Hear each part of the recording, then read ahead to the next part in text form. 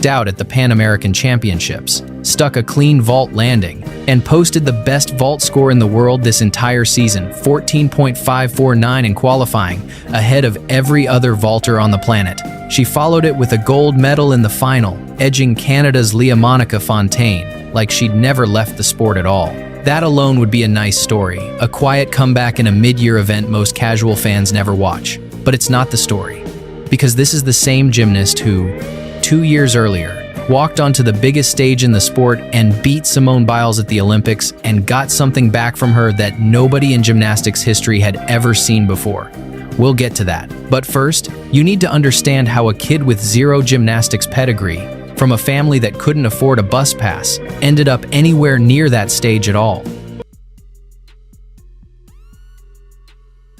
Guarulhos. It's a working-class city on the edge of Sao Paulo, the kind of place nobody points to on a map and says, that's where a future Olympic champion grew up.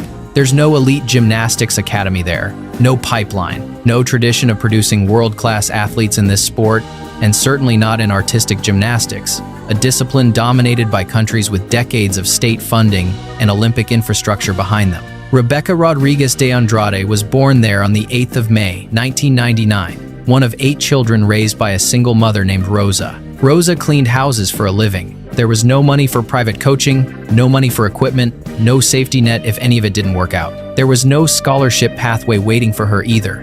No national funding pipeline built for kids from neighborhoods like hers. Just a mother working long hours and a kid who happened to be unusually good at flipping her body through the air. Here's the thing about where greatness actually starts. It's rarely a plan. It's usually an accident. Rebeca's aunt worked maintenance at a local municipal gymnasium in Guarulhos, part of a free community sports program meant to keep neighborhood kids active. She noticed her 4-year-old niece doing acrobatics off the bunk beds at home and figured, why not bring her in?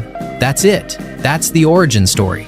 No scout, no elite talent program, a relative with a maintenance job and a good eye. The coaches at that gym gave her a nickname almost immediately, Dianinha, Little Diane, after Diane dos Santos, Brazil's first black gymnast to win a world championship medal. They saw the comparison before Rebeca had even entered a real competition. The results came fast once she started competing. By her early teens, Rebeca was a junior Pan American champion in the all-around, on vault, and on floor exercise. 2 years later, she added junior Pan American titles on vault, uneven bars, and balance beam.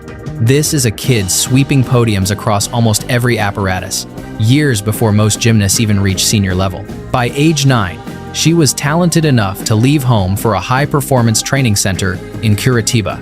A year later, she moved again to Rio de Janeiro to train at the Flamengo Club. Think about that.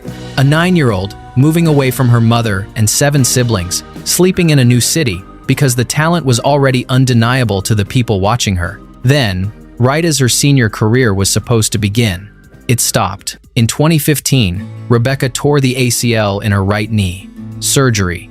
9 months out. Missed the World Championships entirely in what should have been her breakout year. For a 19-year-old gymnast in a sport this unforgiving, that's not just an injury, that's a countdown clock on a career that hadn't even started yet. She came back in 2016 and made the Olympic team, placing 11th in the all-around at the Rio Games. Respectable, forgettable, and clearly not the ceiling anyone believed she had. In 2017, things got worse before they got worse again. That May, she injured her right ankle in training and spent 2 months in a protective boot, missing more competition time. She'd barely returned when, in October, the same knee gave out a second ACL tear, with additional ligament damage this time. Ruled out of the World Championships. Again, is this a supremely talented gymnast who simply has terrible luck with her body? Or is she just not built to survive at the sport's highest level, no matter how much talent she has? Nobody knew. She didn't know either. The sacrifice underneath all of this rarely gets talked about, because it wasn't one dramatic moment. It was years of quiet cost, absorbed by an entire family. Rosa sometimes walked to her cleaning job so she could hand Rebeca the bus fare to get to the gym instead. On the days there wasn't enough for that either, Rebeca's brothers walked her there themselves, a round trip that could take over 2 hours on foot, before a single flip was even thrown that day. No car, no driver. No convenient schedule built around a family with money to spare. Just a mother and 7 siblings, quietly making sure one sister never missed a session, year after year.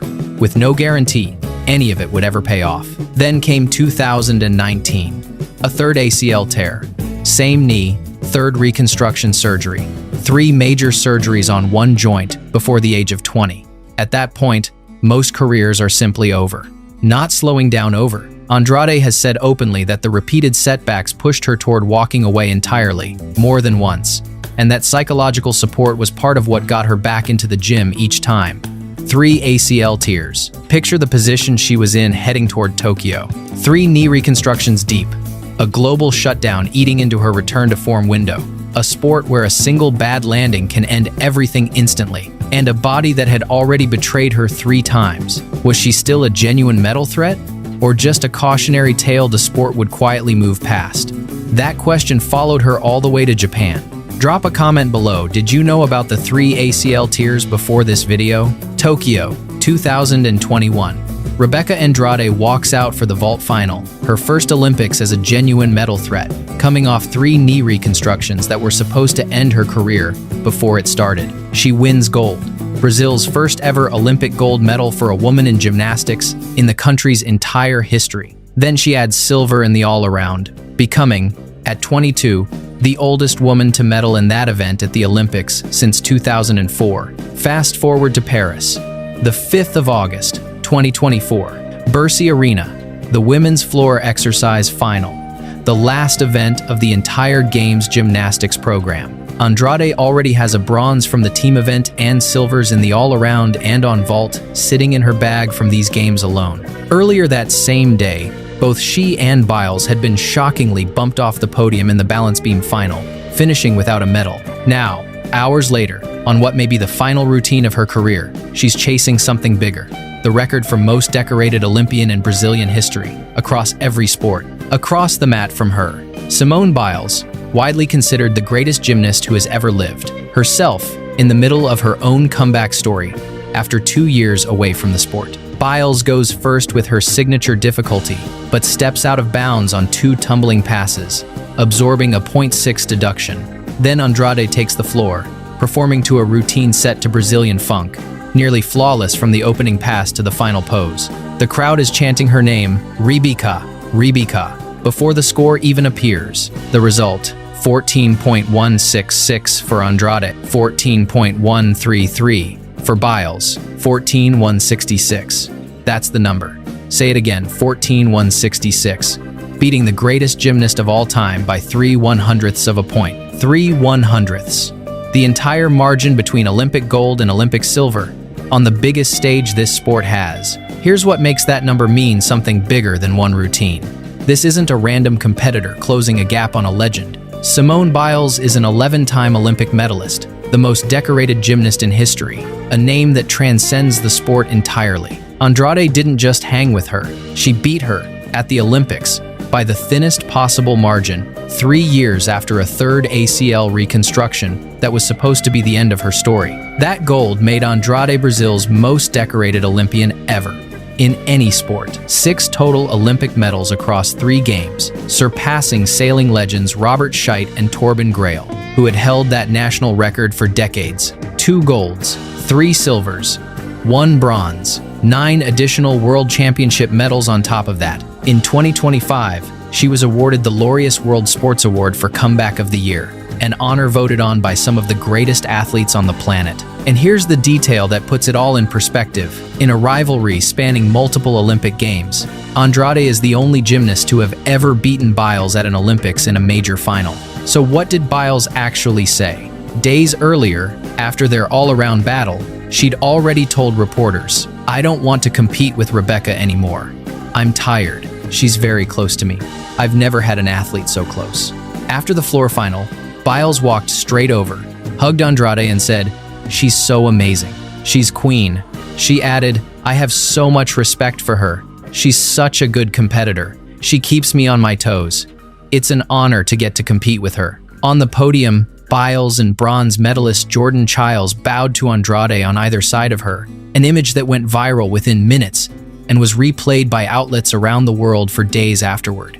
Chiles explained, "She's an icon, a legend herself. Giving it back is what makes it so beautiful." It marked the first all-black podium in Olympic gymnastics history, 3 women, 3 countries worth of pressure, and not a trace of resentment between any of them. And Rebeca's reaction to all of it wasn't a speech, just this: Simone is the best, and she brings out the best of me.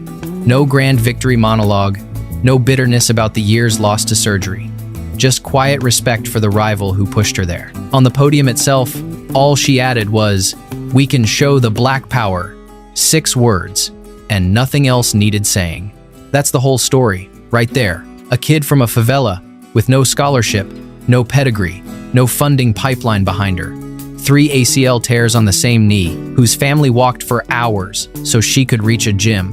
Grew up to become Brazil's most decorated Olympian of all time, and beat the greatest gymnast alive to do it. 3 surgeries, 1 bus fare at a time, ending in a gold medal next to the greatest of all time. Which brings us back to Rio, June of 2026. After stepping away from competition for nearly 2 years to protect her body and her mind, Andrade returned and won vault gold anyway, posting the top vault score in the world this season. In between, she'd already been given another honor entirely, carrying the Olympic flag at the opening ceremony of the Milano Cortina 2026 Winter Games in February.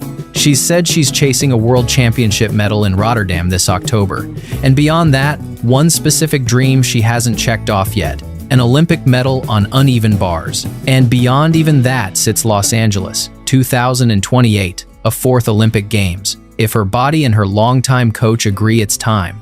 Whether that next chapter means one more Olympic run or a quieter finish on her own terms, Rebeca Andrade has already rewritten what was supposed to be possible for a gymnast with her knee history and for a kid from Guarulhos with no path laid out for her at all. Does she make it to LA 2028, or has she already given this sport everything she has? Drop your prediction in the comments below. I read every single one. If this story hit you the way it hit me, hit subscribe.